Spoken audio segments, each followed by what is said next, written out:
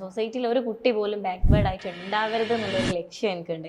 ഒരുപാട് സ്റ്റുഡൻസിന് ക്ലാസ് കൊടുത്തു എന്ന് പറഞ്ഞല്ല, അവരോട് ഞാൻ ഒരുപാട് കാര്യങ്ങൾ ലേൺ ചെയ്തു. ഒരിക്കലും ഒരു വളരുന്ന കമ്പനി ആണെങ്കിൽ ഒരു പാർട്ട്ണറും പോവില്ല. ഓക്കെ, ഓരോരുത്തരായിട്ട് അതിൽ നിന്നും ക്വിറ്റ് ചെയ്തു. യെസ്, ആള് ഇറങ്ങുന്ന സമയത്ത് ഇത് സീറോയിലാണ് നിൽക്കുന്നത്. സീറോ അല്ല, മൈനസ് എന്ന് പറയാം. കാരണം അത്രയും കടങ്ങൾ വരെ ഉള്ള സമയത്ത് ആണ് ആള് ഇറങ്ങുന്നത്.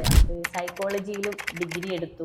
ഒരിക്കലും ഞാനൊരു ഓൺട്രപ്രണർ ആവും എന്നുള്ളതല്ല, ഞാനൊരു നല്ലൊരു ടീച്ചർ ആവുക എന്നുള്ളൊരു സാധനമായിരുന്നു അപ്പൊക്കെ അവിടെ വന്നിട്ടുണ്ടായിരുന്നത്. നെഗറ്റീവ്സ് കാര്യങ്ങൾ തീരെ സപ്പോർട്ട് ചെയ്യാത്തൊരു അവസ്ഥ എല്ലാം എനിക്ക് വന്നിട്ടുണ്ട്. ഒരു പുച്ഛത്തോടെ അത് കണ്ട് പിന്നെ എന്നെ എപ്പോ കാണുന്ന സമയത്തും എന്നോട്, ഞാൻ പോകുന്ന സമയത്താണെങ്കിൽ എന്നെ കാണുന്ന സമയത്താണ് ലോകവിവരം വരുന്നുണ്ട്, ആ ഒരു സാധനം പറയാൻ അതെ, ഒരു കളിയാക്കല്.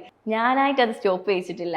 എൻ്റെ ഈ ഒരു സക്സസ് അത് സ്റ്റോപ്പ് ചെയ്യിപ്പിച്ചു. കരഞ്ഞോണ്ടാണ് പറയുന്നത് എന്നാ പറഞ്ഞത്. അത്ര ഇമോഷണലായിട്ട് ഞാൻ എൻ്റെ കുട്ടിക്ക് പിന്നെ പേഴ്സണൽ ട്യൂട്ടർ വരെ വീട്ടിൽ വരെ വെച്ചിട്ടുണ്ടായിരുന്നു. ഒരു മാറ്റവും ഞാൻ എന്ത് ചെയ്യുമെന്നറിയാതെ ഒരുപാട് ക്ലിനിക്കിലും അവിടെ ഇവിടെയൊക്കെ ഞാൻ കൊണ്ടുപോയി. ഒരു മാറ്റവും എൻ്റെ കുട്ടിക്ക് വന്നിട്ടില്ല.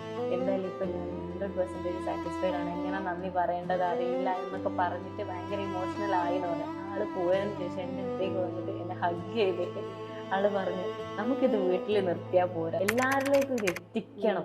അവിടെ നിന്നാണ് ഈ ഒരു ലേൺടെക് എന്ന് പറഞ്ഞ സ്ഥാപനം തുടങ്ങണം എന്നുള്ള ഒരു ആശയം വരുന്നത്. ഒരു ടീമിന്റെ ഒരു പ്രസക്തി ഒരു ഓൺട്രപ്രണറുടെ വളർച്ചയിൽ എത്രത്തോളം ഇമ്പാക്ട്ഫുൾ ആണ്? എൻ്റെ ഫാമിലിയാണ് അവരെല്ലാവരും. അവരുടെ ഓരോരുത്തരുടെയും സപ്പോർട്ട് കൊണ്ട് മാത്രമാണ് ഞാൻ ഇവിടെ എത്തിയിട്ടുള്ളത്. ഞാൻ എന്നും കാണുന്നത് എൻ്റെ വളർച്ച എന്ന് പറയുന്നത് എൻ്റെ ടീമിൻ്റെയും കൂടെ വളർച്ചയാണ്.